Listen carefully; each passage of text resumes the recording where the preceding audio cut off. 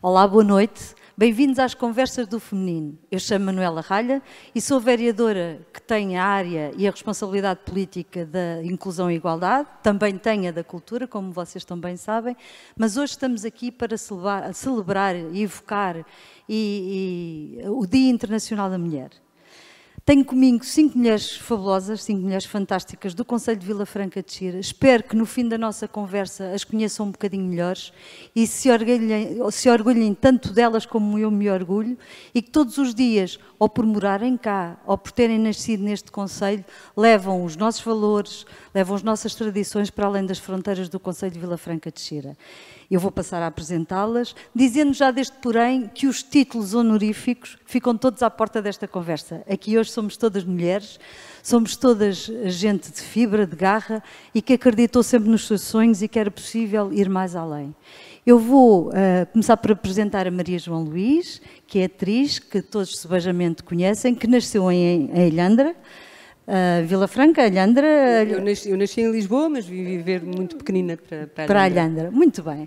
Aqui a Ana Sofia Antunes, que também a conhecem por ser a nossa Secretária de Estado da Inclusão das Pessoas com Deficiência e que reside em Vila Franca de Xira.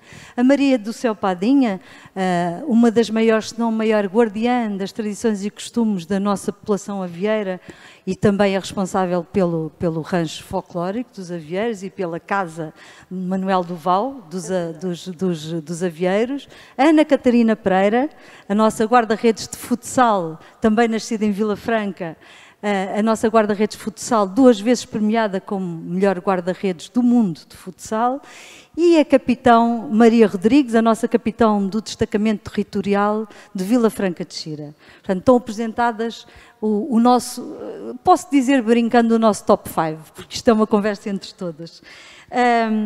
Estas conversas no feminino vêm no seguimento de várias conversas que nós temos efetivamente feito na Divisão de Inclusão e Igualdade, dentro das nossas áreas de trabalho e de responsabilidade política e que temos feito desde o início deste mandato. Desta vez vamos conversar sobre, sem capas e sem roupas, metaforicamente, não é sem roupas fisicamente, senão ali a senhora capitão era capaz de nos autuar, mas metaforicamente, efetivamente sem roupas, e falar todas um bocadinho do trajeto e do que as trouxe até aqui e de facto podermos demonstrar às nossas jovens, a todos os nós que nos ouvem, que não devemos nunca desistir dos nossos sonhos. Portanto, eu vou fazer sempre uma pergunta para as 5 e peço para responderem sempre ao microfone. Eu vou começar ali para a Maria João. Para a Maria João, de facto, nos falar um bocadinho do seu percurso de vida e o que o motivou a seguir este percurso de vida. O que é que a motivou a seguir este percurso de vida? Foi, de facto, um exemplo familiar? Foi os valores transmitidos pelos pais? O que é que a levou a seguir este caminho? Porquê o teatro? Porquê a representação? Bom, eu, como tinha dito há bocado, nasci em Lisboa, depois vim viver para Vila Franca e depois fui viver para Alhandra. Portanto, toda a minha família é desta zona, não é? Para mim, como nasci numa família onde havia muita comunicação entre as pessoas, e eu acho que isso também é uma das coisas muito desta zona, não é? Que as pessoas éramos muito unidos, muito ligados, havia grandes jantaradas de família, quase todos os domingos havia uma almoçarada ou uma jantarada de família. E nessas reuniões, também uma coisa que é bastante típica aqui do Ribatejo, cantava-se o fado e dizia-se poesia.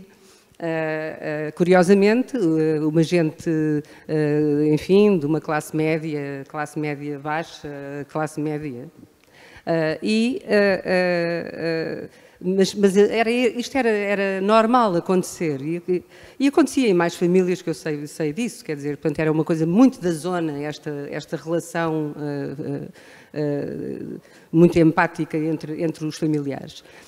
E eu comecei a dizer poesia e diziam que eu tinha jeito para dizer poesia e diziam, agora é a menina que lê poesia. E depois eu lia lá um poema e tal, e eles diziam que aquilo estava bem.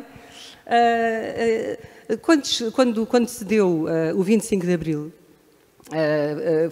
Foi para mim e para quase todas as pessoas desta zona. Há um grande histórico de luta antifascista nesta zona também. Quando se dá o 25 de Abril, eu tinha 10 anos, não é? Eu e aqui a Padinha também, não é? Andámos na escola juntas, portanto, a alegria que se viveu e aquele momento foi uma coisa impressionante. E para uma criança de 10 anos, e eu já era sensível, não é? Portanto, aquilo para mim foi uma coisa deslumbrante que aconteceu. E abriu-me muitos caminhos na minha cabeça. E eu achei que era capaz de fazer tudo, que era possível tudo, que tudo iria ser possível, que era possível eu ser aquilo que eu quisesse ser, não é? A liberdade, a palavra liberdade teve um impacto incrível nas nossas vidas, não é? De repente. Daí eu ter achado logo que devia ir para a artes, não é? E que tinha que seguir uma via artística para me poder expressar naquilo que era, onde eu me sentia à vontade, que era dizer poemas e essas coisas. Mas primeiro ainda pensei, para dar um gosto aos meus pais, ir para a arquitetura, que era assim uma coisa que estava ali. Pronto, não era bem. Era uma coisa que também dava para uma pessoa criar, não é? Portanto, e então a menina ia ser arquiteta, o que deu um grande prazer à minha mãezinha. A menina ia ser arquiteta. Mas a menina foi para António Arroio, primeiro, logo, que era para sair de Vila Franca e ir para Lisboa, que era o que eu queria. E quando cheguei a António Arroio percebi que não tinha jeito nenhum. Eu fazia um traço e o traço era torto, quer dizer, aquilo não havia hipótese. Era mesmo, era uma naba naquilo. E ainda por cima tinha uma grande amiga minha, da Leandra, que era extraordinária, que também estava comigo na escola. Portanto, eu percebi logo, não é por aqui, e decidi então fazer teatro. Já tinha começado há uns anos nos Esteiros, já tinha feito nos Esteiros 2 peças, mas efetivamente, se quiserem, aquilo que me deu força e aquilo que me deu realmente input para fazer uma carreira e para decidir da minha vida e me libertar de alguns conceitos que existiam ainda muito vivos na altura e que infelizmente ainda existem e que infelizmente até estão de alguma maneira a voltar a surgir inexplicavelmente, mas acontece. Como a violência no namoro, de que se fala agora muito, etc. Portanto, havia aqui uma coisa entre a mulher e o homem à qual eu queria fugir e que, efetivamente, eu não a senti, efetivamente, porque neguei isso à partida e sempre neguei isso nas relações que tinha com os homens. Fiz um percurso no teatro, não é? Portanto, eu tinha jeito, entrei para a barraca, ainda trabalhei em algumas coisas de grupos de solidariedade e tal, entro na barraca e a partir daí abriram-se imensas portas e passei por todos os grupos de teatro praticamente de Lisboa. Comecei logo a fazer televisão muito cedo. E pronto, realmente o meu percurso é este. Criei uma companhia de teatro, porque tentei fazer teatro deslocalizado em Pontessor. Criei uma companhia em Pontessor de teatro com a comunidade, portanto, que foi uma experiência e continua a ser, porque a companhia existe, agora estamos no Seixal, porque já se tornava impossível para mim, com a minha vida, estar em Pontessor, mas a companhia existe, é o Teatro da Terra, já aqui tivemos em Vila Franca a fazer penso que 2 espetáculos ou 3, e é realmente uma coisa da qual eu me orgulho muito, ter conseguido fazer este percurso e ter conseguido, sobretudo, fazer uma companhia de teatro que dá trabalho às pessoas e que aposta num teatro com a comunidade, portanto uma coisa em que as comunidades também participam, um trabalho muito com ranchos folclóricos, com grupos corais, com orquestras ligeiras, e é sempre uma coisa extraordinária. E pronto, é este o meu percurso, e acho que já falei imenso. Vocês já percurso cheio. E eu agora vou passar precisamente à Ana Sofia. Ana Sofia, exatamente a mesma pergunta. A Ana Sofia, para além de ser mulher, tem mais uma dificuldade acrescida, ou um desafio acrescido. Nós não temos dificuldades, nós temos desafios. Mais um desafio, obviamente, acrescido, o que se calhar daria aso a que os pais ainda tivessem mais tendência do que ao resto de nós mulheres a proteger. Foi assim, Sofia? Foi fácil o trajeto? Como é que foi chegar aqui e como é que foi todo este trajeto? Eu costumo dizer que eu sou extremamente obstinada e sou muitíssimo otimista, e acho que isso marcou muito a minha vida. Efetivamente, se calhar os meus pais teriam todas as razões do mundo para serem super protetores, para me tentarem afastar de uma série de coisas no intuito de proteger e de procurar fazer o melhor. Não vou dizer que em algumas circunstâncias não o foram, não acabaram por inadvertidamente acabar por proteger ou encerrar mais do que deveriam, mas em regra não foi assim, e felizmente que não foi assim. É algo que eu não me canso de dizer, de repetir em diferentes instâncias, e tentar passar esta mensagem para todos os pais que têm uma criança com algum tipo de deficiência em casa. É o de não fazerem dele um vidrinho de estufa, um vidrinho de cheiro, uma rosa de estufa, como se costuma dizer, e deixarem o mais possível que ele viva as experiências o mais diversificadas possível, porque é isso que forma uma pessoa. Mais do que tudo é o relacionamento social e os laços intersociais que nós estabelecemos, que nos formam. Eu nasci com uma deficiência congénita, portanto, a minha realidade sempre foi a realidade de uma criança que não via. Essa circunstância acaba por ser marcante em vários aspectos, mas, acima de tudo, sempre foi a minha realidade. Eu não tive outra realidade e, portanto, para mim não era algo importante. Eu era assim. E, portanto, eu não me lembrava sequer que tinha uma diferença. Isso não estava patente no meu dia-a-dia. Essa consciência mais aguda, mais dolorosa, digamos assim, da diferença, chega muito mais tarde. Chega já numa fase da adolescência em que, enfim, eu acho que não há nenhum adolescente que seja simples, todos são complicados. E, portanto, é nessa altura que chegam os questionamentos e o tentar perceber em que é que eu sou, de que é que eu sou capaz, de que é que eu não sou capaz, as questões da autoestima, tudo surge mais nesse momento. Eu opto de forma consciente, bastante consciente, tenho a noção disso, quando chego aos meus 15 anos e tenho que escolher uma área futura de trabalho, eu escolho Direito.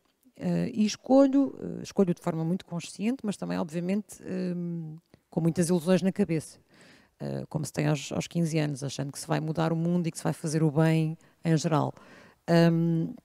Eu não me arrependo, de facto, de ter optado pela carreira que optei. Seria um curso que eu faria novamente se fosse preciso. Acho que é um curso muito sólido e que nos dá bases transversais para fazermos muitas e muitas coisas, mas rapidamente percebi, uma vez concluído o curso de Direito e tendo exercido a advocacia enquanto advogada estagiária e mais tarde enquanto advogada, que não era aquilo que eu queria, que aquilo era extremamente limitador para os meus horizontes, e que havia muito mais para fazer pelos outros e pelo mundo em geral fora das quatro paredes daquele escritório que me prendiam e que me coarquetavam e que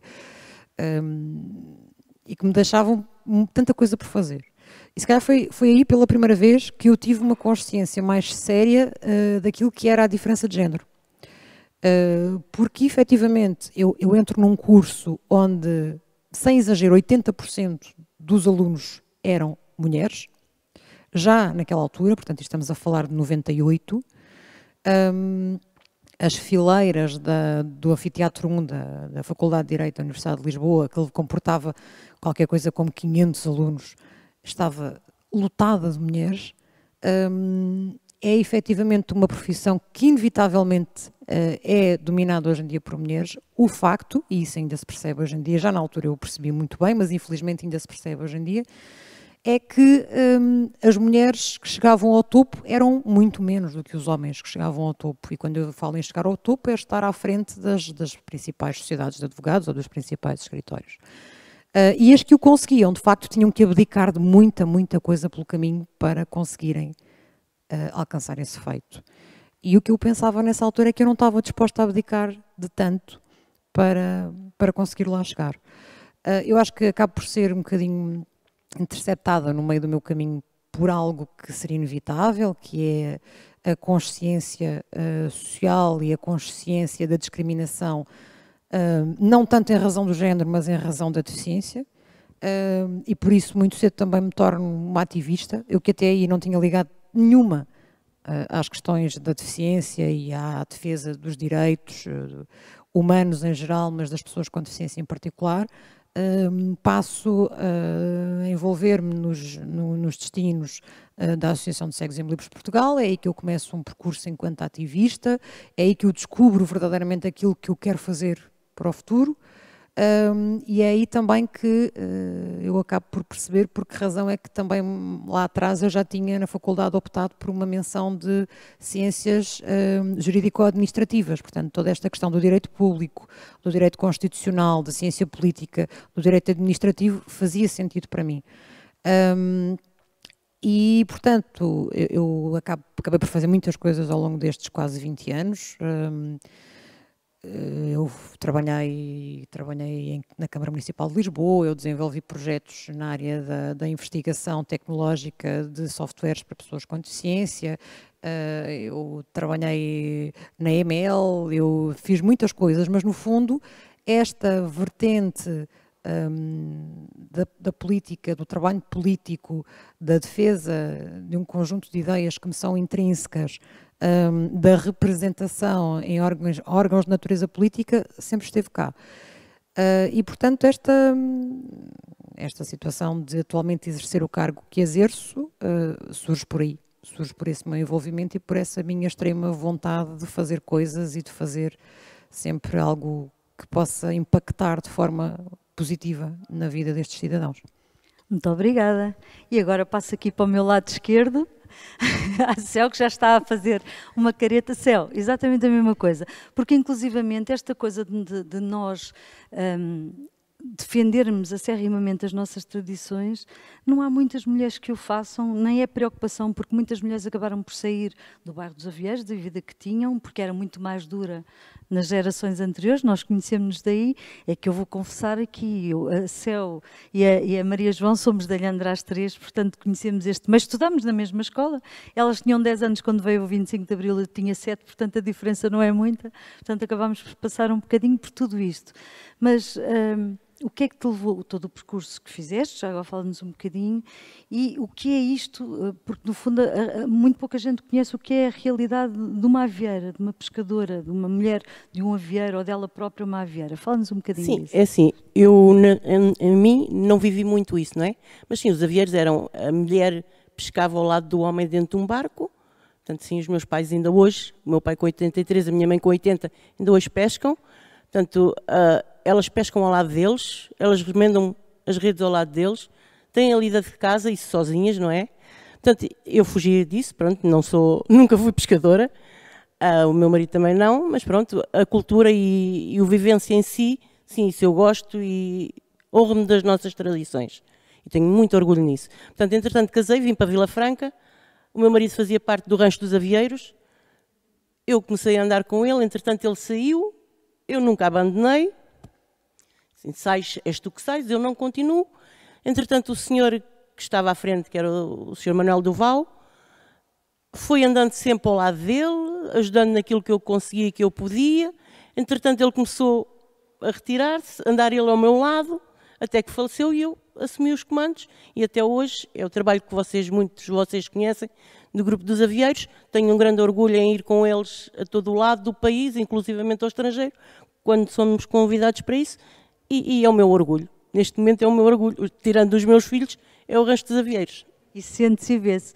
Ó Céu, já agora aproveito para fazer uma pergunta que não fiz às nossas outras amigas, que é: sentes pelo facto de ser mulher que és menos respeitada da forma que exerces, que a tua cultura, porque no fundo é uma cultura muito própria, vê as mulheres de uma forma diferente, porque aqui em Vila Franca sempre se viu muito, havia muita cidade e os avieiros, não é? Portanto, sim, no fundo, sim. até porque fisicamente... É a malta da borda d'água. A malta da borda d'água, em Alhandra também, não é? Sim, sim, sim. Embora em Alhandra não houvesse tanto essa divisão, porque não tinha um caminho de ferro pelo meio, para o separar, aqui tinha um caminho de ferro pelo meio. Mas havia sempre, no fundo, mais liberdade nas pessoas da chamada borda d'água, como se costuma dizer, do que no resto das pessoas que viviam dentro ou da cidade ou da vila. Pronto. Tu sentes que na tua cultura, no teu povo, na tua gente, a mulher é vista de uma forma mais distinta, ou pelo contrário é vista como uma igual, como uma companheira, como... Eu, para mim, sinto isso. Sinto que é como uma companheira, como uma igual, sim, sim, sim. E na questão de me respeitarem, isso eu exijo mesmo. Eu, por acaso, criámos um grupo dos avieiros no WhatsApp e eu esta semana, para esta conversa, aos miúdos mais novos, que são os que estão lá integrados, pedi para eles me definirem. E então eles dizem que eu sou muito exigente, muito orgulhosa. Dão-me ali não sei quantos adjetivos, mas no fundo eu encaixo neles todos realmente. Portanto, E achas que é uma característica de ser mulher? Sim, ser acho que sim, sou. Ter atenção aos detalhes. Claro, claro que sim. Mas eles depois dizem, mas acima de tudo temos a melhor amiga. Portanto, isso a mim deixa-me... No céu. Claro que Obrigada, Céu. Agora vou passar ali à Ana Catarina. Ana Catarina, se calhar a Ana Catarina e a senhora Capitão são aquelas que têm de facto a profissão mais diferente de todas nós e de facto que ainda causa mais estigma na cabeça das pessoas, não é? Porque não é muito normal, agora já é mais, no caso da senhora Capitão, mas não é muito normal uma mulher enverdar profissionalmente, não digo em termos de tempos livres e sim, mas profissionalmente por uma carreira de futebol profissional. Como é que chegámos lá? Como é que tem sido o incentivo da mãe, que eu sei que é orgulhosíssima na filha que tem, sendo ela uma professora, no fundo, foi uma pedagoga e acredito que tenha também educado muito para os direitos humanos. Como é que é ser guarda-redes de futebol profissional de futsal? Antes de mais, quero começar por agradecer pela oportunidade de estar aqui convosco. Depois, eu nasci em Vila Franca. Cresci em Vila Franca, estudei em Vila Franca e também o meu primeiro clube de futsal foi o Vila Franquense. Foi o meu primeiro clube, onde eu comecei mesmo a jogar de forma federada. Depois a seguir, lá está, graças aos meus pais, proporcionaram-me ou deram-me a oportunidade de ir para o Benfica, com 13 anos na altura. Eram os meus pais que me levavam aos treinos à noite.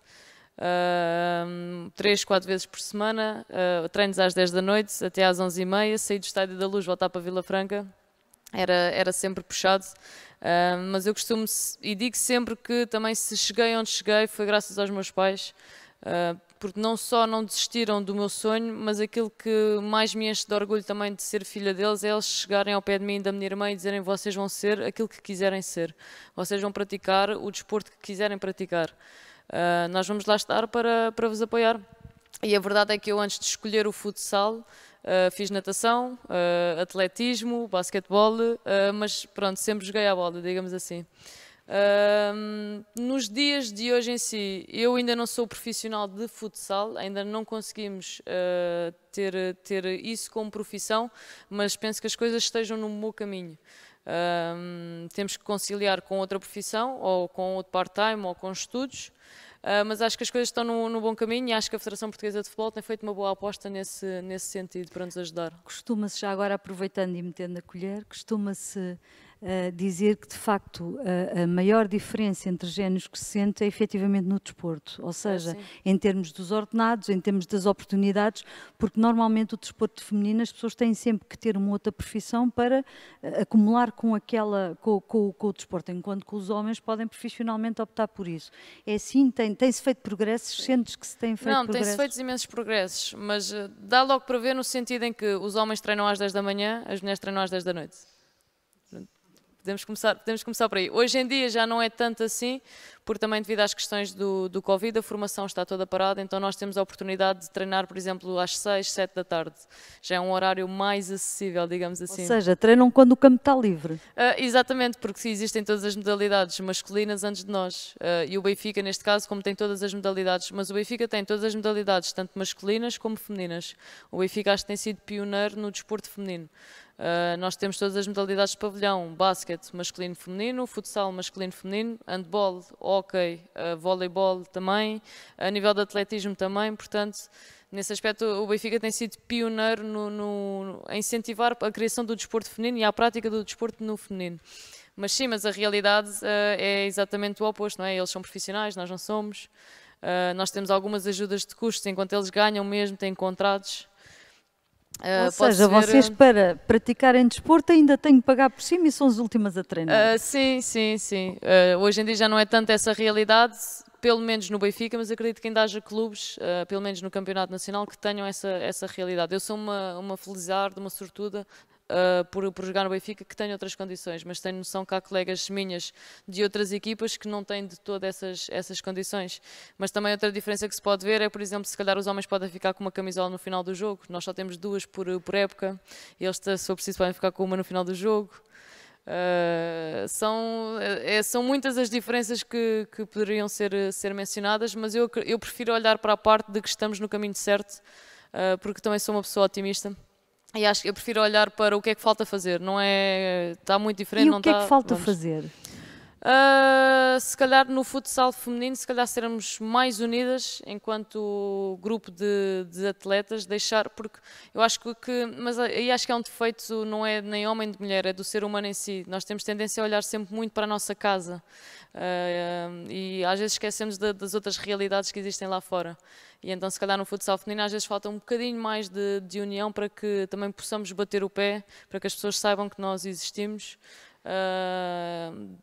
Se calhar fazer o nosso 25 de Abril, digamos assim, e levar isto para que se torne profissional. Temos tido grandes conquistas, por exemplo, a UEFA já organiza um campeonato europeu, o que é uma vitória imensa para nós, ter uma organização europeia organizada pela UEFA, um evento desse já é um passo em frente.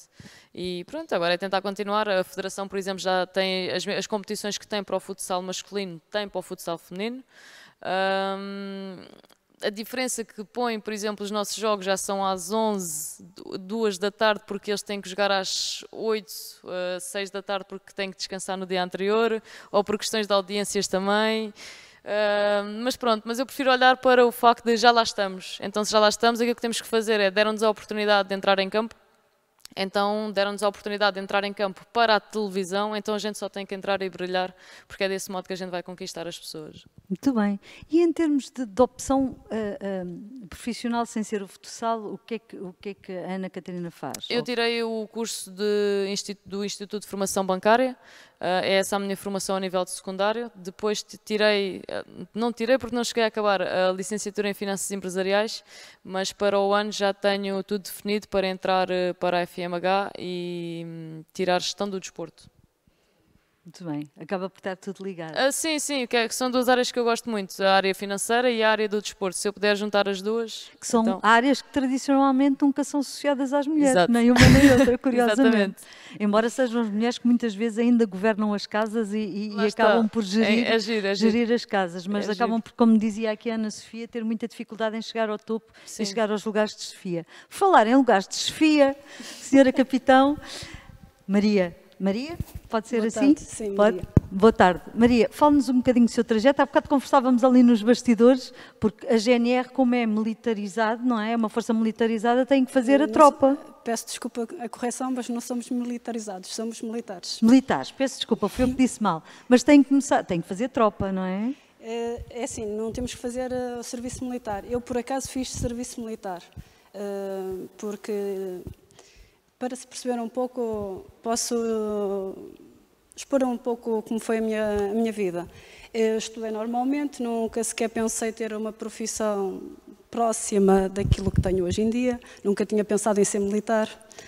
Até que no meu 12º ano, naquelas exposições, sensibilizações que se fazem nas escolas, 2 cadetes da Academia Militar estavam na escola que eu frequentava e eu fiquei muito interessada. Eu assim, aquilo deve ser interessante, eles todos fardados, deve ser uma coisa que eu até gostaria de fazer.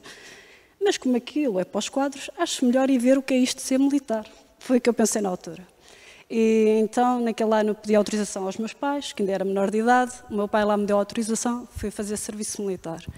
Antes de entrar na Academia Militar, ainda fiz 4 anos de serviço no Exército. A minha formação é feita na Academia Militar, durante 5 anos, e depois, sim, passo a ser militar da GNR. Também há outras formas de ingressar, mas no meu caso, como sou oficial, foi na Academia Militar. É uma profissão fora do normal, é verdade. Mas confesso que até hoje nunca senti que fui tratada de modo diferente por ser mulher. Há sempre aquele estigma. Por acaso, tenho todo o percurso que tenho tido, mesmo e principalmente porque é isso que no final do dia me dá satisfação, que é a gestão e o comando dos homens que tenho. Nunca senti que nenhum deles, e muitos deles têm idade para serem meus pais, nunca me trataram de modo diferente. Até pelo contrário, não sei se de forma protetora, os mais velhos me viam como sua filha e tentavam ao máximo me resguardar e me apoiar na minha decisão. Eu suponho que posso me dar como uma felizarda no desempenho da minha função. Todos os dias, quando chego a casa, sinto-me satisfeita e a maioria dos homens que comando são, efetivamente, homens. Eu tenho só apenas 8 mulheres sobre o meu comando. Por isso, posso dizer que o facto de ser mulher ou não influenciou-me muito. Acho que o facto de sermos mulheres, quando queremos envergar para certas profissões, temos de fazer certas opções, é verdade. Mas também os homens as fazem, alguns. Por exemplo, na minha carreira, e eu noto isso, mesmo os meus camaradas masculinos, quando querem progredir na carreira, também têm de abdicar da sua vida pessoal. É uma carreira bastante exigente e temos de ter muita disponibilidade. E para criar o equilíbrio, mesmo para os elementos masculinos, também exijo que eles façam opções. E no meu trajeto, eu própria posso dizer que nunca senti que fui tratada de modo diferente por ser mulher. Notei sim nos elementos mais velhos que me tratavam de forma como se estivessem a falar ou dirigir às vezes para as filhas, com um carinho especial e até num estilo de proteção. Principalmente nos meus primeiros anos de carreira, quando vamos, principalmente o primeiro ano, que é o embate em que saímos da nossa formação e passamos para o ativo, é um passo grande e é uma mudança de realidade bastante grande. Temos muita responsabilidade, muitos homens sobre o nosso comando e que dependem de nós. Nós temos que decidir, temos que tomar opções e que influenciam tanto para a população como para os próprios homens. Então, aí sim, aí notei que efetivamente naquele ano, e senti-me apoiada por eles, mas nunca fui tratada de modo diferente por ser mulher. Efetivamente nisso. E a população civil, ou seja, acha que as pessoas acatam mais? Nos anos anteriores, agora não, porque agora é capitão, mas nos anos anteriores, nos primórdios, porque ainda por cima devia ter um ar delicado, aquele ar de menina que nós costumamos ter, todas, e que os homens às vezes deixam crescer a barba e parecem mais velhos, mas nós, felizmente, não temos essa possibilidade, e felizmente que assim é. Mas, de facto, sentiu nesses primeiros anos que o público, que a população acatava menos as suas ordens por ser mulher, ou viam-na de forma diferente? É assim, eu tenho uma postura assim já mais reservada e sempre tive assim a cara mais fechada, não sou muito de risos, mesmo na minha profissão. Já tenho um ar sério de mim, mas Em relação à população, o que eu posso dizer é o seguinte. Por exemplo, quando estamos numa situação mais conflituosa, a tendência é que o outro seja mais agressivo se for um elemento agressivo. Ou seja, o facto de eu ser mulher diminui a agressividade. A tendência para serem agressivos com as mulheres não é tão grande. Porque não há aquela tendência de fazer frente a uma mulher. Até funciona ao contrário. Em termos de impor as indicações ou as ordens perante a população, tudo tem a ver com a forma como comunicamos. Se formos claros, precisos e concisos, dificilmente a pessoa vai tentar arranjar a manobra ou tentar desrespeitar. Podem ainda tentar quando não há abertura normalmente. Ou seja, aquele mito, que no fundo é aquilo que nós estamos aqui a fazer, é quebrar mitos, estamos a quebrar barreiras e mitos. Aquele mito de que por uma mulher ser uma força de autoridade acaba por ser mais frágil e ser menos ouvida, não concorda com isso? Eu, na minha experiência que eu tive, e volto a dizer, cada experiência é uma experiência isolada. Eu sinto-me felizarda porque eu nunca, efetivamente, fui tratada de modo diferente e tenho estado sempre... Bem, a única altura que tive numa zona mais rural foi quando fui para o Alentejo. Tive um ano no Alentejo a prestar serviço, mas também lá fui bem recebida e muito bem tratada. Eu tenho estado sempre aqui na zona mais central, a zona aqui de Lisboa. E, efetivamente, comigo não se passou. Não digo que não existam registros nesse sentido. Daí eu dizer que, no meu caso em concreto, nunca o senti. Até pelo contrário, sou uma pessoa que até sou bastante aberta com os meus militares, no sentido de os deixar chegar até mim, mas que eles sabem que existe uma linha, que se trata de educação, que não existe a possibilidade sequer de pensar que poderão ser mal educados ou que não poderão respeitar, porque isso é o valor que eu mais faço questão de lhes transmitir, que prezo, é o respeito que eles têm por mim e que se façam respeitar também perante os outros. E, efetivamente, tenho tido uma boa recepção nesse sentido. Muito bem, a primeira ronda já está, não deveu muito, pois não? Estava aqui tudo aflito. Bom, e agora, falando um bocadinho, porque era inevitável, efetivamente, vocês já falaram de algumas coisas que aqui a minha equipa tão brilhantemente me tinha sugerido que nós falássemos, mas efetivamente é inevitável nestes tempos de pandemia falarmos das nossas vidas e de nós próprios e dos nossos anseios e preocupações. Nestes tempos de incerteza e no atual contexto, como ajustaram a vossa vida, nomeadamente, por exemplo, a Maria João Luís, que a cultura está como está, não é? Todos nós temos a consciência que está a ser das áreas mais afetadas e que parou, mas como ajustaram a vossa vida profissional, familiar, emocional? Quais os maiores desafios que esta pandemia vos trouxe?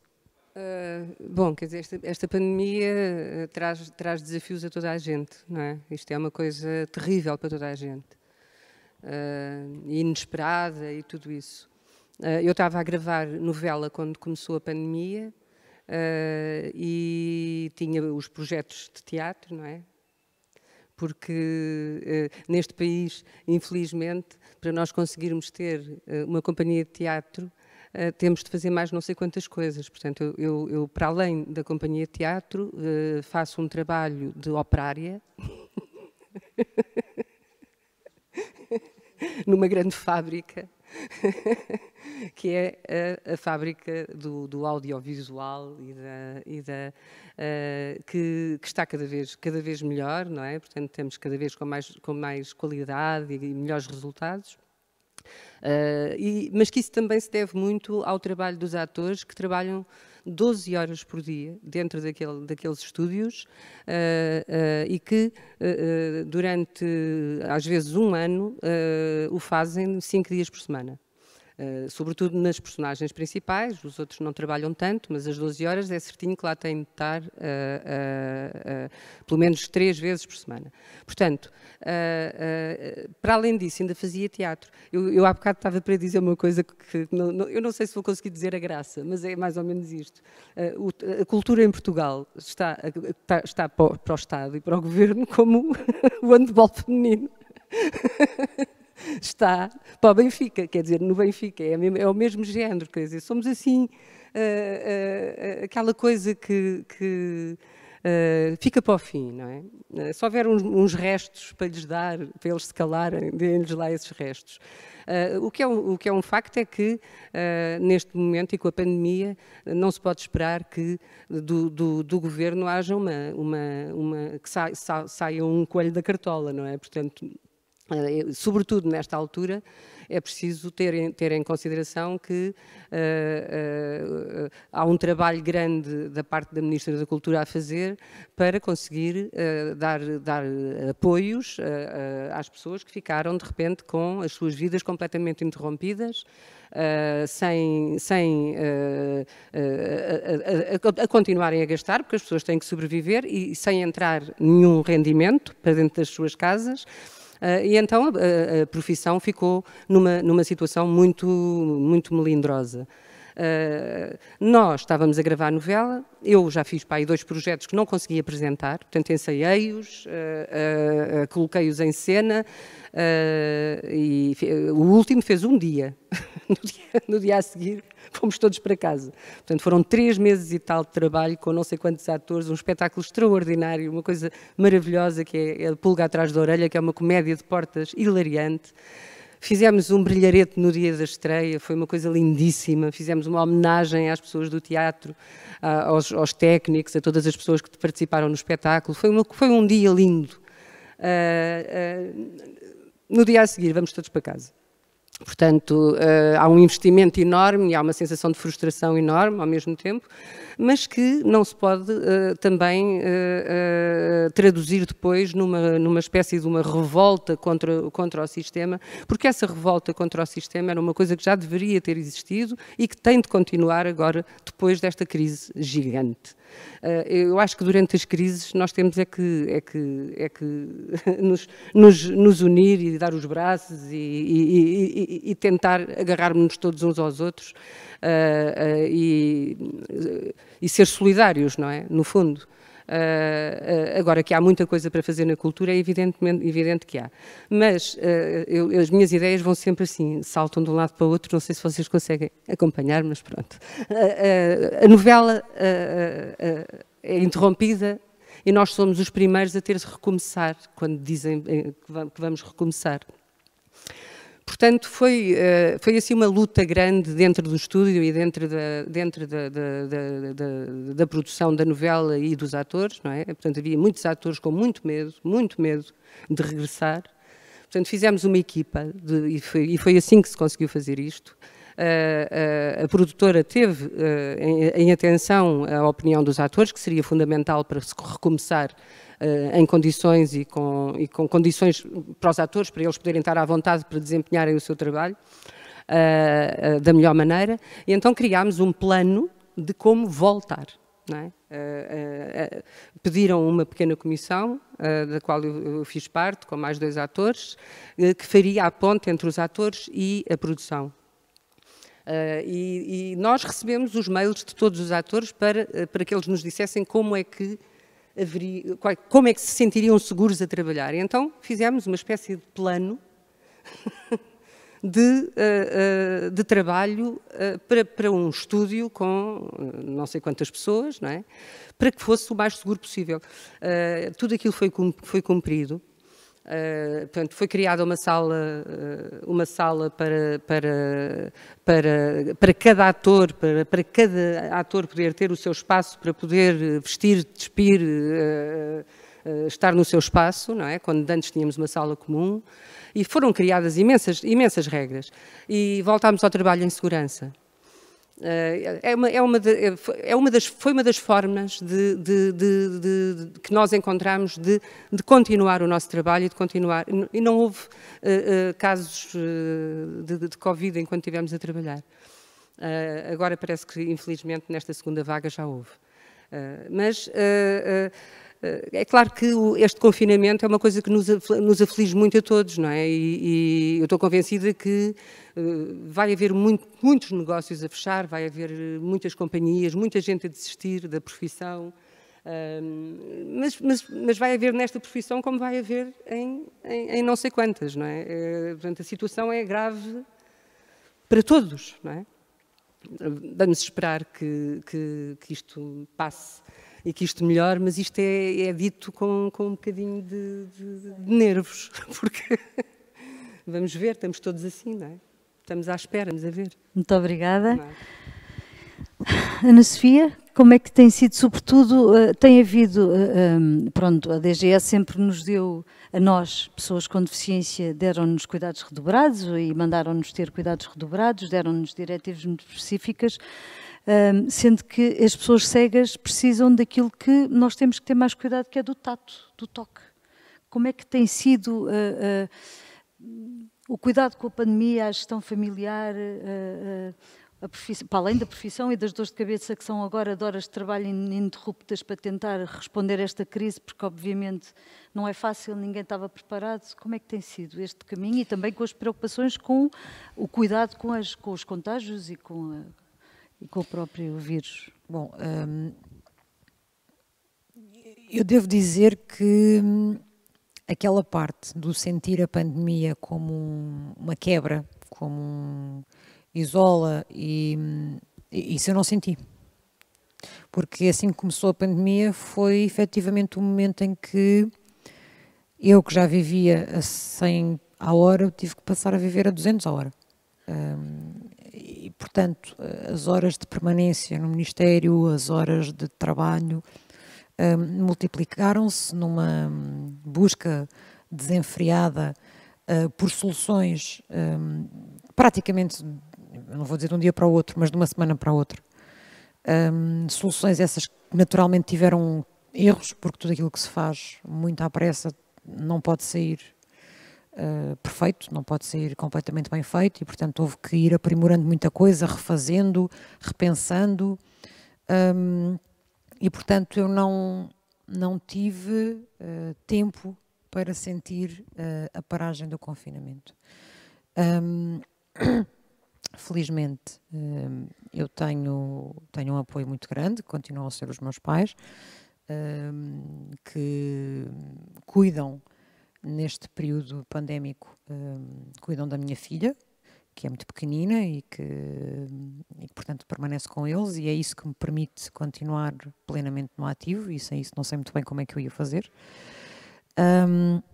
É um período muito desafiante, porque estamos num estado de emergência também interno, não é? Aquilo que fazemos internamente no governo.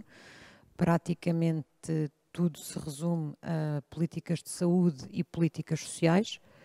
Eu trabalho no Ministério do Trabalho, Solidariedade e Segurança Social, portanto temos aqui uma responsabilidade imensa, que é de tentar dar a retaguarda possível a todos aqueles que ficaram de repente sem condições de subsistência, ou porque entraram em layoff e, portanto, o rendimento reduziu consideravelmente e, portanto, é preciso dar aqui aquele suporte que permite que o dinheiro chegue para as contas regulares que existem, não é?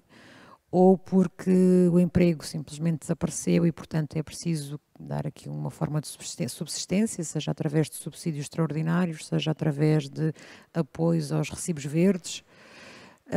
Agora, é nestas situações que nós também nos apercebemos de muitas circunstâncias concretas, que não é que desconheçamos, conhecemos-las, mas de repente estamos cara a cara com elas e perguntamos-nos como resolver.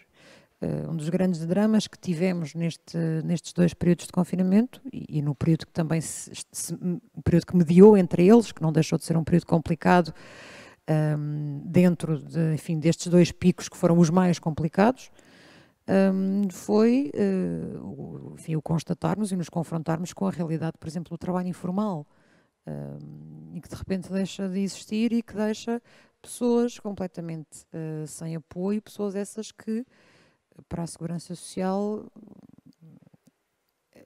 até aí era como se não existissem, mas neste momento têm que existir, porque toda a gente tem que sobreviver, toda a gente tem que comer, toda a gente tem que pagar a renda de casa, toda a gente tem que ter água e luz, não é? Mas de repente confrontar-nos com realidades como esta, como a de trabalho informal, é muito duro. E é de repente perceber, ok, está bem, estas pessoas é como se não existissem para nós, mas agora vão ter que existir, depois logo se vê. E portanto ter que dar resposta a isto tudo de uma só vez é exaustivo e também ao mesmo tempo é um bocadinho frustrante, porque nós só trabalhamos para isto, é difícil fazer outro trabalho de continuidade e continuamos a ser questionados por ele. Mas efetivamente temos as pessoas em teletrabalho, como temos que ter e como é correto. E efetivamente não temos os mecanismos todos para que eles possam prestar as suas funções como deveriam, mas o mundo não é perfeito. A tecnologia é algo muito presente nas nossas vidas, mas quando nós precisamos dela às vezes não está lá da maneira que devia estar. E portanto, ao mesmo tempo, é um bocadinho aflitivo. Quanto à questão da deficiência visual em concreto, não acho que seja muito distinta das outras deficiências. Obviamente que um cego que se desloca na rua usa muito as mãos, tateia, mas também tem que saber desinfetar as mãos. E a pessoa que tem uma deficiência visual e que apenas tem uma deficiência visual sabe exatamente, tem todas as condições para conhecer as regras de segurança. Uma pessoa que anda de cadeira de rodas, como tu, também tem que, no teu caso não, tens uma cadeira elétrica, mas quem anda com uma cadeira manual também anda permanentemente com as mãos nas jantes, que não são propriamente uma coisa limpa, não é? E portanto tem que ter as suas regras de higiene e segurança. O grupo de risco, no âmbito desta pandemia, foi definido com regras muito claras. E essas regras determinam que constituem grupo de risco não aquelas pessoas que correm o risco de contrair a doença, mas aquelas pessoas que, contraindo a doença, poderão ter mais dificuldade em sair dela bem. Ou seja, que uma vez contraindo a doença, poderão ficar com lesões complexas ou poderão correr risco de vida. Esse é que é o nosso grupo de risco. Até chegarmos a outro nível de evitar, de poder dizer que o grupo de risco é integrado por todos aqueles que correm risco de contrair, ainda vai um grande passo. E há uma coisa que nós também temos que perceber: nós não podemos querer ter sol na eira e chuva no naval, e como tu sabes, a comunidade da deficiência também é muito caracterizada por isso. E eu muito atacada por muitas vezes dizer estas coisas de forma muito clara, mas a verdade é esta: nós passamos metade da vida a dizer que não temos, que a deficiência não é uma questão de saúde, que nós não temos uma doença, que o nosso problema não é de saúde, é uma questão social ou biopsicossocial. Inteiramente de acordo, e acho que ninguém discorda disso.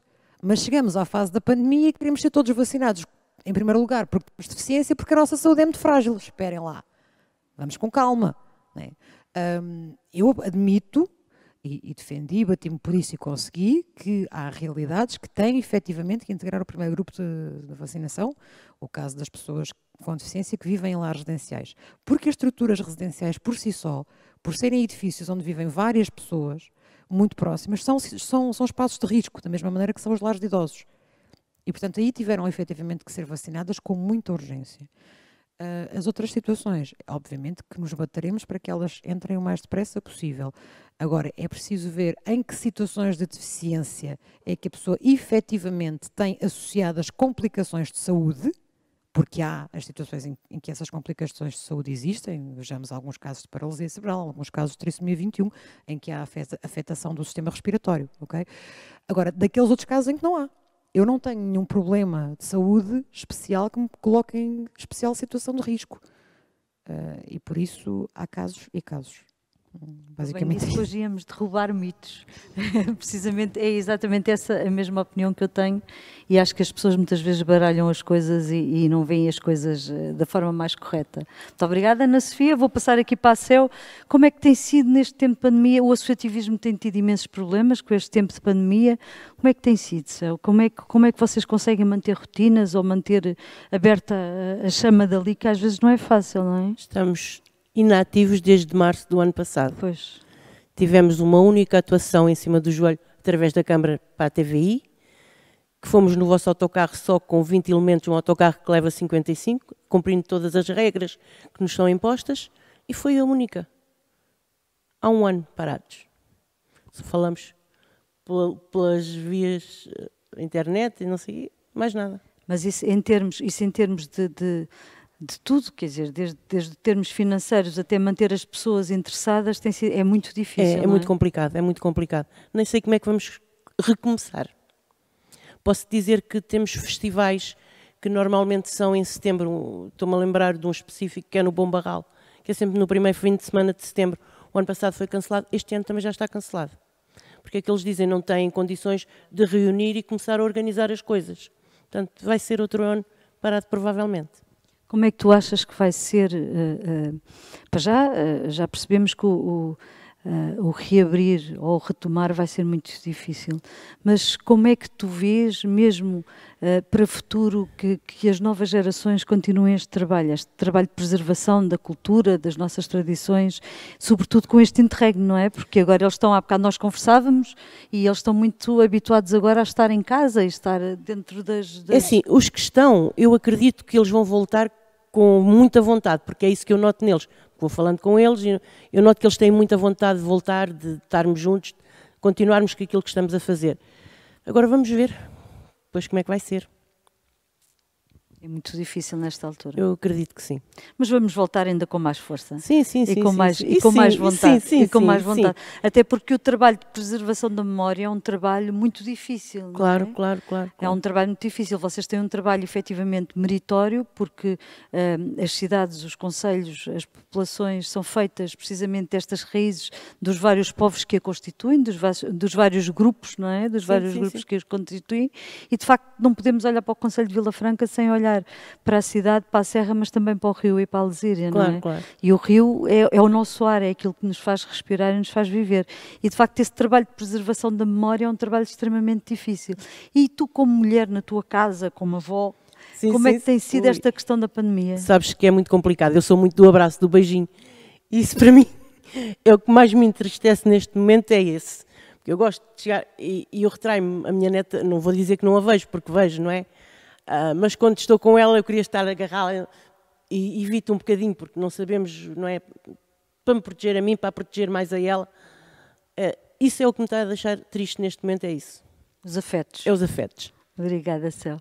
Ana Catarina, como é que tem sido nestes tempos de pandemia fazer desporto? Aliás, o desporto, tal como a cultura, tem sido das áreas que tem estado parada, não é? E eu lia no outro dia um artigo do Comitê Olímpico de Portugal que incentivava de facto a que o Estado olhasse mais para o desporto e que, não para o desporto profissional, para o futebol neste caso, mas para o outro desporto que tem sido profundamente afetado por esta situação. Como é que tem sido?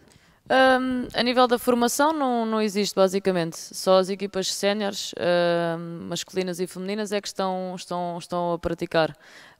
O ano passado, quando foi a questão do confinamento, a Federação Portuguesa de Futebol cancelou as competições todas, com exceção do futebol 11 masculino, que finalizou-se o campeonato. O nosso não houve campeão, não houve absolutamente nada, mas este ano já temos as competições todas. A única competição ou a única coisa que tem sido prejudicada nesse aspecto tem sido a seleção, que era suposto termos estágios todos os meses e tem sido sempre cancelado. Agora, a nível de competição em si, nós não paramos, continuamos a treinar. Ao início, porque o nosso campeonato é dividido por duas fases. Na primeira fase, a Federação não nos fazia testes, mas agora com a segunda fase somos testadas todas as semanas. E depois é cumprir as regras normais que todos nós temos que ter hoje em dia também, tanto na rua como em casa. Nós entramos no pavilhão de máscara, desinfetamos as mãos, medimos a temperatura, estamos no balneário de máscara, não tomamos banho no balneário, temos que ir tomar banho nas nossas casas, vamos para o campo de máscara, fazemos ginásio, e fazemos ginásio porque o ginásio é dentro do pavilhão. Se fosse um ginásio fora do pavilhão nós não poderíamos fazê-lo, porque estão fechados. Fazemos ginásio com máscara também. E depois, no meio dos exercícios, é que tiramos a máscara, obviamente, mas no meio dos exercícios, sempre que há uma pausa para beber água, vamos desinfetar as mãos. Acaba o treino, vamos alongar de máscara, os nossos treinadores estão sempre de máscara. E pronto, é basicamente as rotinas que nós temos enquanto equipa. No autocarro vamos de máscara, isso tem sido a parte mais difícil que nós temos, ou a guerra que nós temos tido também, acaba por ser isso, essa que está tudo fechado, vamos comer aonde? Eu vou jogar a Famalicão, vou comer aonde? A vir para baixo. Nós vamos comer aonde? Nós aquilo que por acaso temos, porque depois é giro, porque nós vamos no autocarro, com a distância e com as máscaras, mas nós não podemos parar numa estação de serviço para comer. Ou seja, nós temos que comer dentro do autocarro sem máscara. São estas... Mas foi fácil, a adaptação foi super fácil. Se calhar só ao início não esquecer da máscara, etc., desinfetar as mãos, mas de resto é algo que não custa absolutamente nada e faz-se sem qualquer problema. Nós estávamos aqui deste lado, esta aula direita salve seja, não é verdade? Salve seja, dizem as duas aqui ao meu lado, salve seja mesmo, esta aula estávamos todas aqui a pensar de certeza a mesma coisa, coitadas, fazer ginásio de máscara. Sim, nós somos obrigadas. Em termos pulmonares e cardíacos não é muito mais complicado? É assim, eu não me tenho gostado muito. Também não vou para a passadeira correr de máscara, obviamente. Se for para a passadeira correr, vou sem máscara. Mas na parte da musculação em si, das máquinas em si, não custa muito. Se for um treino mais de cardio, pois acredito que possa custar, obviamente, não é? Acredito que possa custar e que se calhar uma ou outra vez acabemos por baixar a máscara, mas pronto, também não há de ser por aí. Senhora Capitã, isto no tempo da pandemia, Maria, tem sido muito difícil, não é? Tem sido... Vocês têm, deixem-me dizer, a quem não sabe, que o serviço de proximidade da GNR tem feito um trabalho excelente, também connosco, na georreferenciação de idosos, mas sobretudo no apoio que dão aos idosos que estão isolados e não têm capacidade devido à Covid de sair de casa e poderem ir buscar alimentos. Tanto a GNR, neste caso, e vou aproveitar para agradecer na pessoa da Capitã o trabalho que efetivamente os seus homens e as suas mulheres, os seus efetivos têm feito, porque têm sido eles o elo de ligação dessas pessoas para com a Câmara e para com as instituições e têm de facto feito a diferença na luta contra o isolamento e contra as dificuldades que essas pessoas estão a passar. Pouca gente sabe o trabalho que esta gente faz, o que eles sacrificam. Todos os dias são muitos deles que vão à casa das pessoas levar as compras. As pessoas que estão mais isoladas, eles sabem quem são, levam uma palavra amiga, levam um abraço e desde já aqui, da parte da Câmara Municipal, o nosso agradecimento por esse trabalho que têm feito. Mas para além desse trabalho, acresce o resto que tem sido muito difícil e muito complicado, não é, Senhora Capitã? Antes de mais, agradecer esse reconhecimento que será não só da GNR, mas também da PSP, porque as forças de segurança mantêm-se no terreno e cada uma na sua área, mas temos desempenhado a função que nos tem sido solicitada. A verdade é que a pandemia, para nós, agentes das autoridades, significou mais trabalho. Não poderia deixar de ser, além de tudo mais, depois a preocupação, porque temos homens e mulheres, eles são militares, mas são homens e são mulheres, têm família, têm filhos, têm avós, têm pais. Não paramos, o serviço funciona 24 horas por dia, 7 dias por semana, todos os dias do ano. E para fazer frente a tudo, que é mesmo assim, foi necessário implementar regras.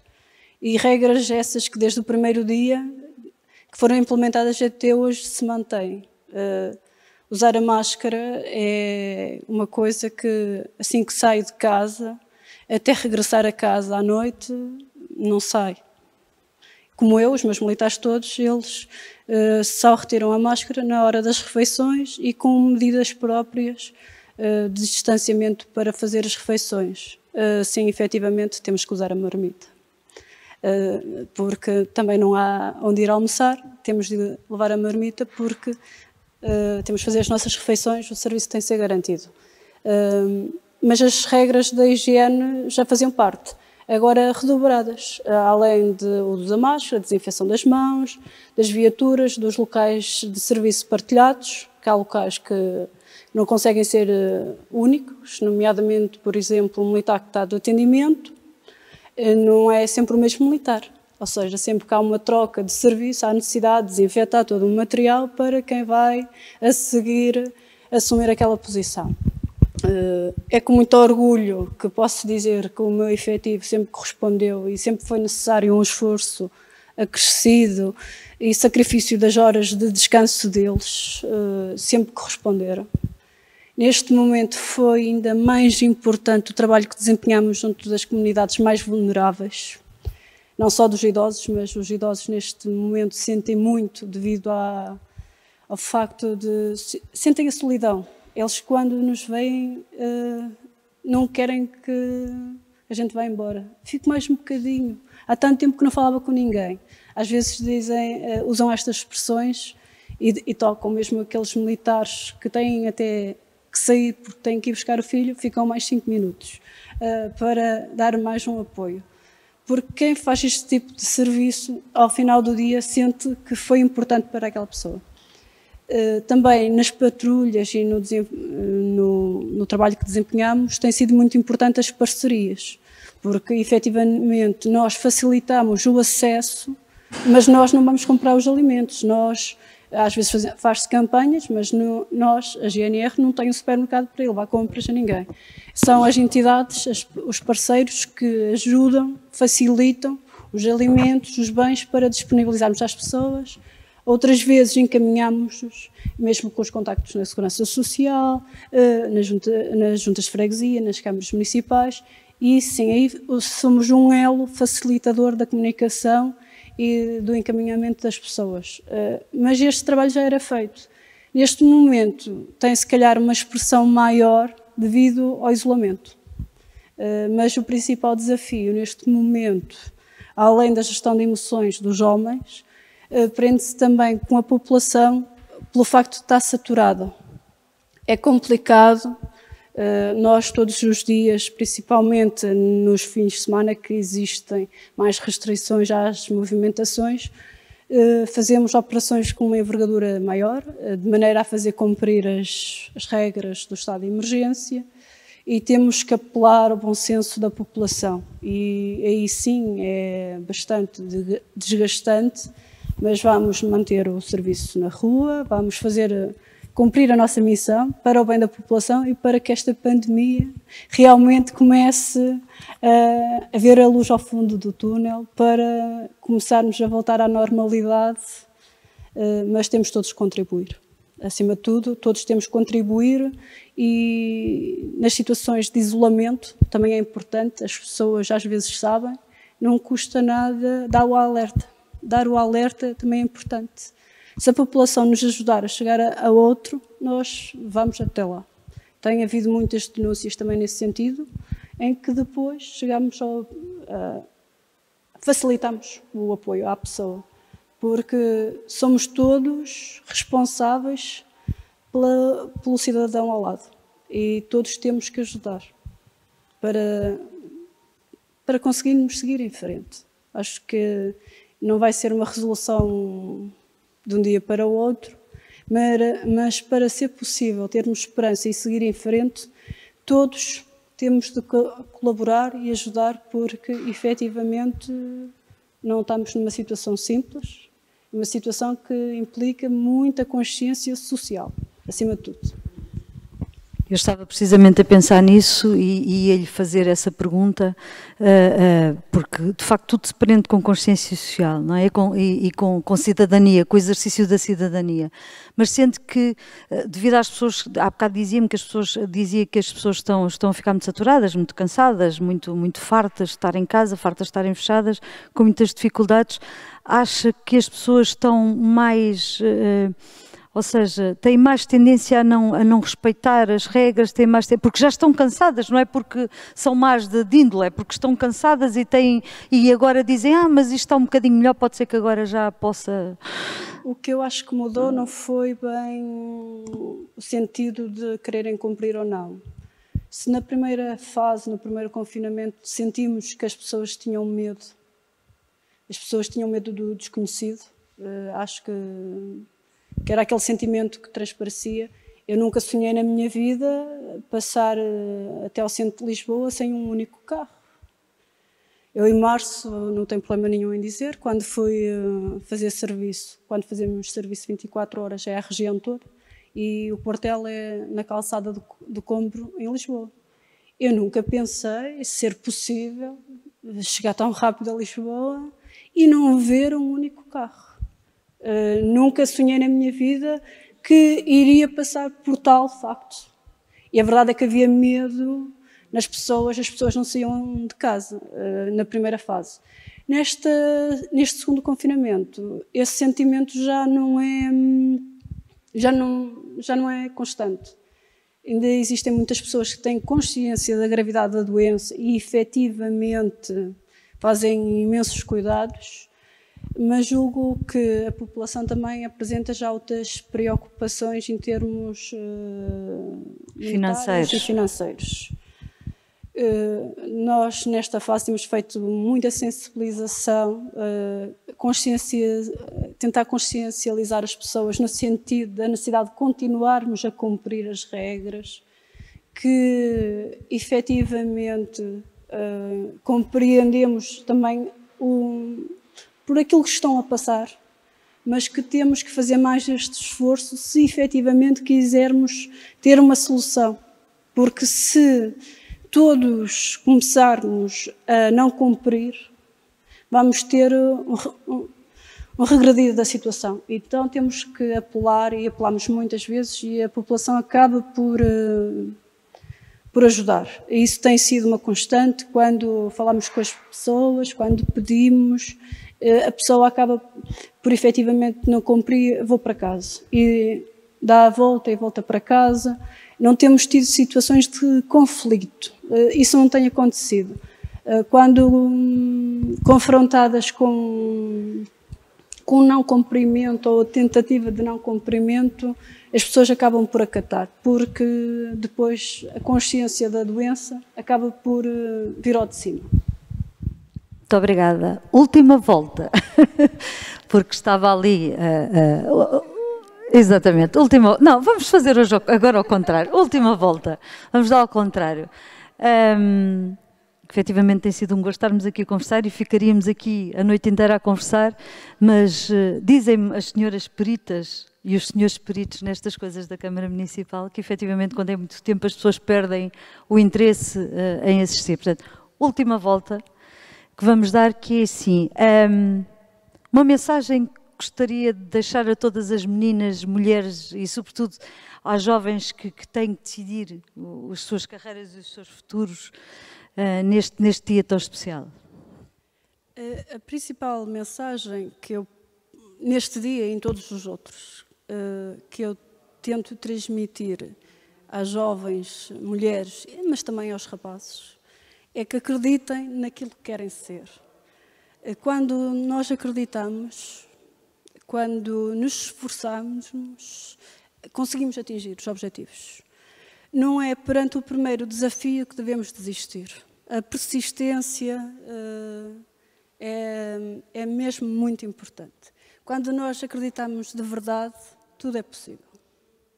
Muito obrigada. Ana Catarina. Se calhar uma mensagem um bocadinho também de encontro ao que a Capitão disse, no sentido de tracem objetivos, sonhem, ambicionem, tracem metas e caminhos para chegar onde querem, façam aquilo que querem e que vos faça felizes, mas acima de tudo sejam pacientes. Eu acho que hoje em dia não sabem o que é esperar-se, tem que ter tudo hoje porque o mundo vai acabar amanhã e eu costumo dizer que levei 12 anos a ser a melhor do mundo, pronto, e consegui ser aos 26 anos pela primeira vez. Ia 12 anos parecia muito tempo e no fundo, Exato. não é? Ia fazer o quê? Ia desistir com 18, 19, 20, 21, 22. Não, fiquei 4 vezes em segundo lugar. Pronto, consegui o primeiro. Ia desistir? Não. Há que ser paciente. Muito obrigada. Céu, uma mensagem para os jovens que acham que o associativismo é uma coisa de velhos. Não é nada. O associativismo não é nada uma coisa de velhos. E só peço a eles que se juntem aos mais velhos, sim, para colaborarem com os mais velhos, para amanhã serem eles a assumirem os comandos. Foi isso que eu fiz. Muito bem, muito obrigada. E tenho esperança que isso aconteça. E não deixar morrer as nossas tradições. Claro que sim, claro que não. Não é? Não deixar morrer. Muito obrigada, Céu. Ana Sofia, uma mensagem para todas as meninas, mulheres e jovens que nos ouvem. Pois. É sempre aquela coisa difícil. É armar-nos em gurus, não é? Sim, sim. Não é muito o meu estilo. Mas o que eu costumo sempre tentar transmitir nestes momentos, eu não sou muito de efemérides, já o disse muitas vezes, acho que as lutas são de todos os dias, e só a persistência e a perseverança e a obstinação, do ponto de vista positivo, é que nos levam a algum lado. É um bocadinho a ideia da Ana Catarina, estas coisas de que se tem de ter tudo agora. Não, é preciso ir construindo um caminho e conforme se vai alcançando determinados patamares, reformular os objetivos e ambicionar mais e chegar mais além. Acima de tudo, a mensagem que eu queria deixar é esta, para aquelas meninas, e especialmente aquelas meninas que têm algum tipo de diferença, de deficiência, é que é fundamental acreditarmos em nós próprios e é fundamental uma coisa chamada autoestima e autodeterminação, que é pensarmos pela nossa cabeça, tomarmos as nossas decisões e conquistarmos o nosso próprio espaço e a nossa independência. E também para aquelas mulheres, não só mulheres, mas também homens, mas estamos aqui hoje a falar para mulheres essencialmente, não é? Que tenham algum tipo de ambição ou de vontade de trabalhar na política. Eu acho que é muito importante passar esta mensagem, porque eu acho que cada vez mais há um desligar das novas gerações em relação àquilo que é o nosso futuro e a nossa democracia e o exercício da política. E isso é fundamental que continue a acontecer, porque a democracia é algo que tem que ser sustentado e depende de nós, cidadãos, de cada um de nós. E é importante que nos consciencializemos que o nosso mundo, quem o faz, somos nós. E é fundamental que todos nós demos um bocadinho de nós nesta missão. Fazer mais por nós, pela defesa dos nossos direitos e pelo bem-estar social em geral, é uma tarefa fundamental e, portanto, é importante que nos consciencializemos dos nossos direitos e que também participemos de forma ativa na defesa dos mesmos e na construção de uma sociedade que os respeite. Gostava de ver daqui a vários anos, daqui a algumas décadas, uma realidade diferente em que as gerações mais novas se interessassem efetivamente pelo nosso futuro enquanto país, pelos próximos passos do nosso amanhã político, ver efetivamente pessoas novas, caras novas a fazê-lo. Acho que isso era muito importante. Muito obrigada. Maria João, agora foste a última. Já disseram tudo. Não, então não percebo, és a primeira, és a última. Que eu fazer agora?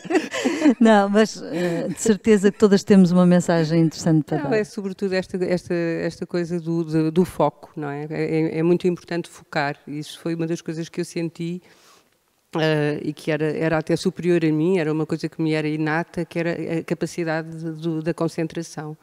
Da concentração numa coisa, definir um caminho, exatamente, definir um trajeto e fazer tudo que fosse possível para lá chegar e com o objetivo de fazer o melhor que se conseguisse. Ainda hoje eu digo isto, quer dizer, eu não trabalho para ser a melhor, Eu trabalho para fazer o melhor que eu conseguir. E isto é muito importante. O melhor que eu conseguir dentro da minha área, o melhor que eu conseguir. E isso implica muito trabalho, não é?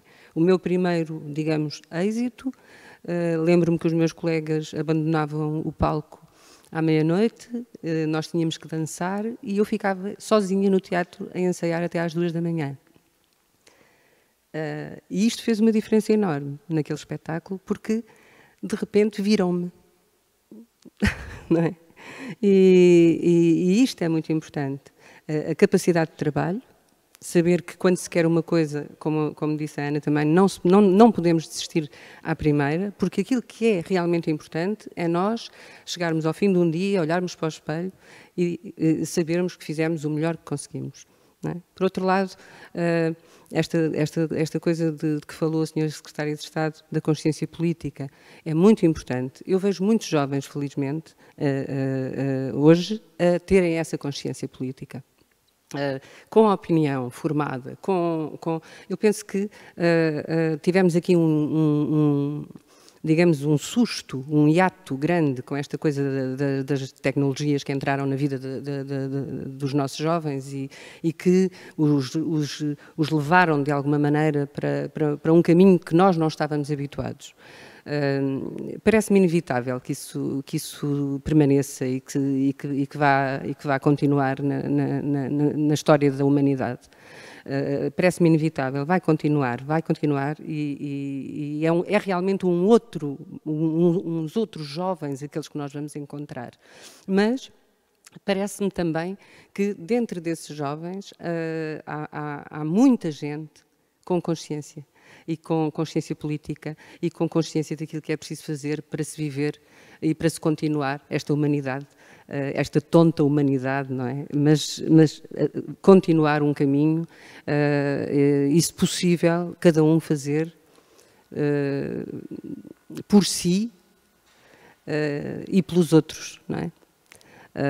Que é uma coisa que não devemos nunca esquecer. Não estamos sozinhos, somos uma comunidade muito grande. É isto. Como veem, todas temos uma mensagem para deixar.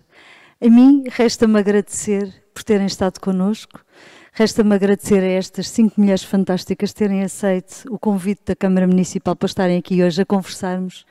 Gostaríamos de testar esta conversa. Espero que tenham gostado tanto desta conversa como nós, porque esta conversa foi tão prazerosa que ficávamos aqui o resto da noite inteira a conversar. E esta foi a nossa contribuição para a consciencialização e para a construção, efetivamente, de uma sociedade mais igualitária, mais justa e, sobretudo, para ativar mais e, no fundo, se assim for possível, incrementar a consciência de cidadania que todos nós devemos ter.